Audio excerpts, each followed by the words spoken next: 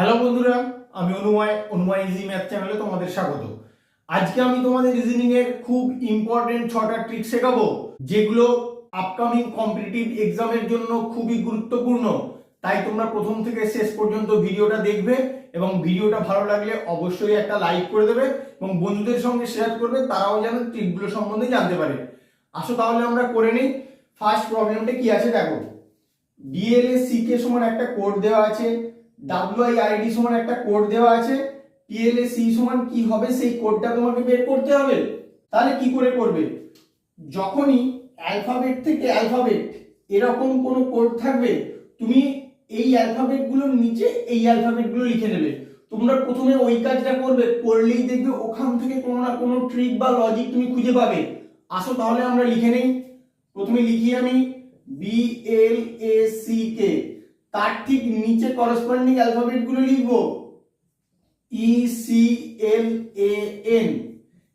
এবার দেখো প্রত্যেকটা অ্যালফাবেট থেকে বাকি অ্যালফাবেট গুলো কি করে আসছে তার কোনো লজিক তুমি খুঁজে পাও কিনা। বি থেকে ই হচ্ছে, বির সঙ্গে যদি +3 করি তাহলে আমার ই হয় এলটা দেখো এখানে আছে, এটা এখানে আছে, সিটা এখানে এসছে, আর কে থেকে এন কি করে হয়েছে, কে এর সঙ্গে +3 করলে আবার এন হয়। তাহলে এই লজিকে এটা আসছে। তাহলে আমি পরেরটা দেখি সেম লজিকে আসছে কিনা। আসো দেখে নিই।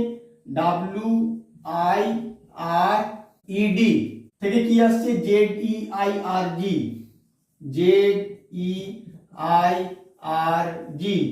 ডাব্লু থেকে জেড +3 করলে হচ্ছে আইটা এখানে গেছে, আরটা এখানে গেছে, ইটা এখানে এসছে, আর ডিটা এখানে +3 করে জি হয়েছে।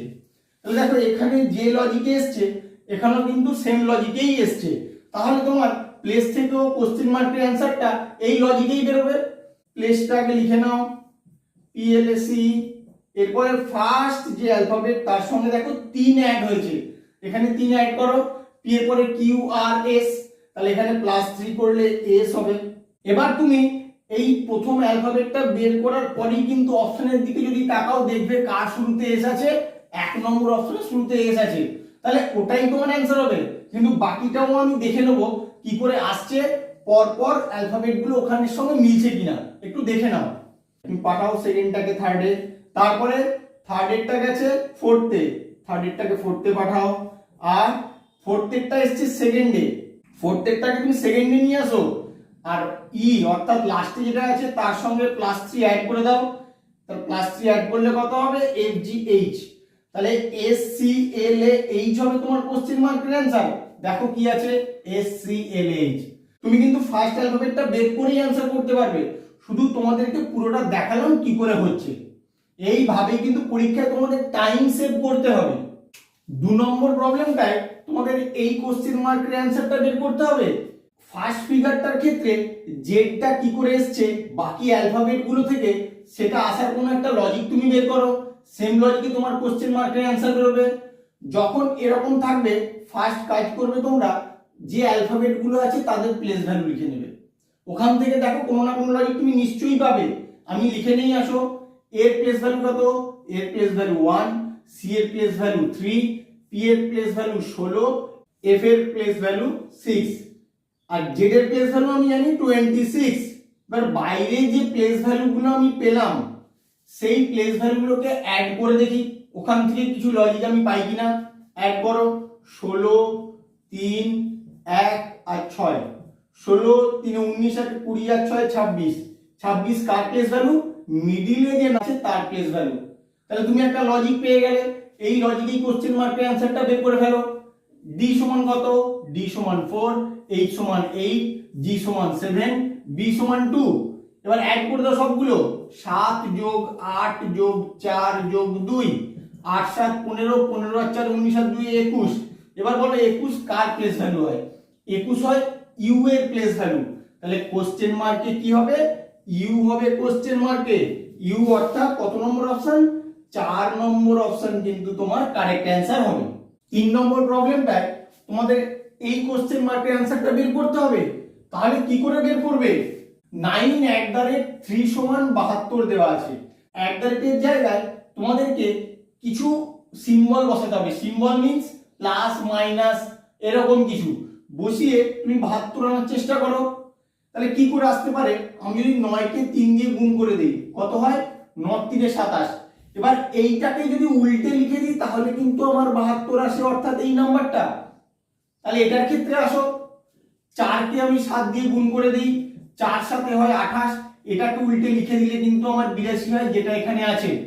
তাহলে এই লজিকেই তুমি এটা বের করো, 8 গুণ 3 সমান 8 3 24, এটাকে উল্টে লিখে দিলে হয় 42, কোশ্চেন মার্কে হবে 42। কত নম্বর অপশন দেখো, 4 নম্বর অপশন হবে তোমার এখানে অ্যান্সার।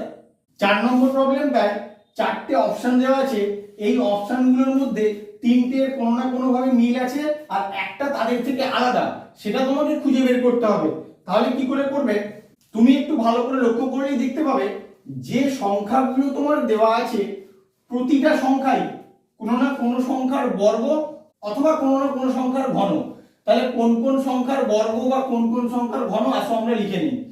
প্রথমে 25, 25 কার বর্গ, 5 এর বর্গ করলে হয় 25, 121, 11 বর্গ করলে হয় 81, 9 এর বর্গ করলে হয় 144, 12 বর্গ 4, 2 এর বর্গ 125, 5 এর ঘন 27, 3 এর ঘন 49, 7 এর বর্গ 36, 6 এর বর্গ 110 এর বর্গ 216, 6 এর ঘন 225, 15 এর বর্গ।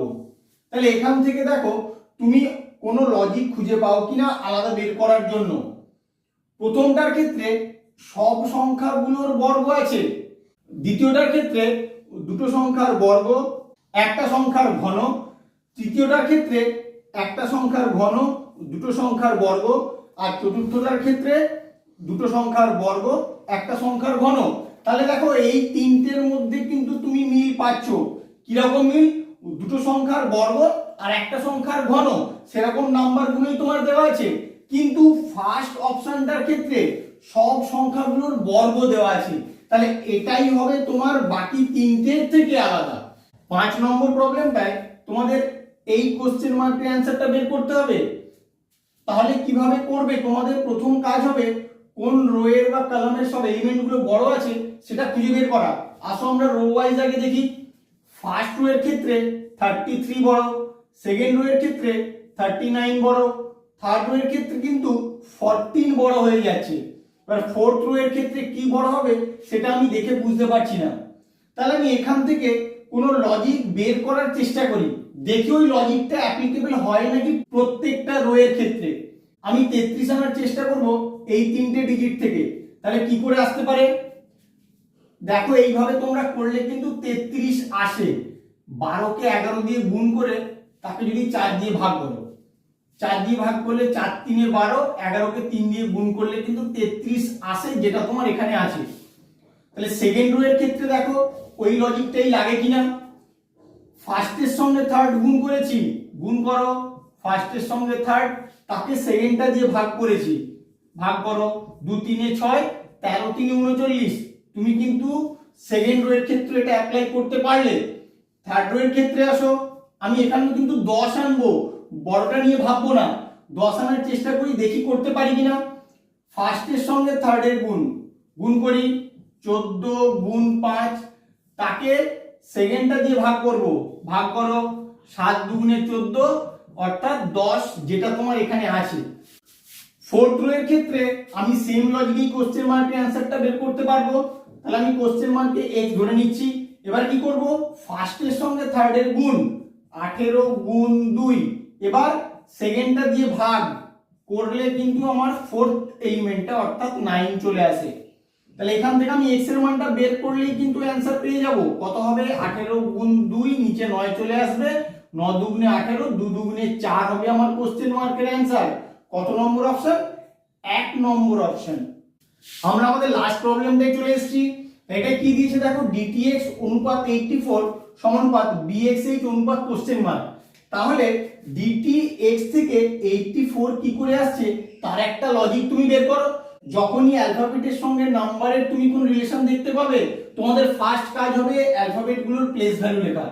আগে তোমরা অ্যালফাবেটের প্লেস ভ্যালুগুলো লিখে নাও, ওখান থেকে তুমি কোনো না কোনো লজিক অবশ্যই পাবে 84 আসার জন্য। আশা করে নেই। ডি সমান কত 4, টি সমান 20, এক্স সমান 24। এবার আমি এই তিনটে অ্যাড করে দিই, দেখি কি হয়। 20, 24 আর 4 যোগ করলে কিন্তু আমার 48 হয়। তোমার এখানে কি আছে 84 আছে, এটাকেই তুমি যদি রিভার্সে লিখে দাও তাহলে কিন্তু তোমার 84 হয়। তাহলে এটার ক্ষেত্রে দেখি সেম লজিক অ্যাপ্লিকেবল হয় কিনা। সেই লজিকে যেটা পাবো সেই অ্যান্সারটা যদি তোমার অপশনে থাকে তাহলে ওটাই তোমার অ্যান্সার হবে। আসো দেখে নেই। বি এক্স এইচ প্রত্যেকটা প্লেস ভ্যালু লেখো। বি সমান 2, এক্স সমান 24, এইচ সমান 8। এবার এই তিনটেকে আমি অ্যাড করে দেবো। 24 আর 2 26 আর 8 34। এবার এটাকে কি করেছিলাম, এখানে রিভার্সে লিখেছিলাম, এখানেও রিভার্সে লিখে দেবো। কত হবে 43। এবার অপশনের দিকে তাকাও, 43 কিন্তু তোমার অপশনের মধ্যে আছে, তাহলে 2 নম্বর অপশন হবে তোমার এখানে কারেক্ট অ্যান্সার। তাহলে এরকম ভাবে তোমাদের চিন্তা ভাবনা করতে হবে। আমার ভিডিওটা কেমন লাগলো তোমরা অবশ্যই কমেন্ট করে জানিও, বন্ধুদের সঙ্গে বেশি বেশি করে শেয়ার করবে, ভালো লাগলে একটা লাইক করবে এবং সাবস্ক্রাইব করবে। Thank you.